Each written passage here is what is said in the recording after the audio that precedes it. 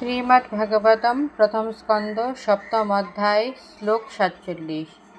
মারোদিতস্য জননী গৌতমী পতিদেবতা ইতা অহমৃতবৎসার্তা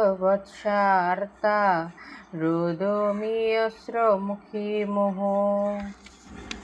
মা না রোদিত কাঁদানো অশ্ব তার জননী গৌতমী দ্রোণাচার্যের পত্নী পতিদেবতা পতিপরায়ণা যথা যেমন অহম আমি মৃতবৎসা যার পুত্র মারা গেছে আর্তা রোদমি ক্রন্দন করছি অশ্রুমুখী অশ্রুপূর্ণ নয়নে মুহুর নিরন্তর।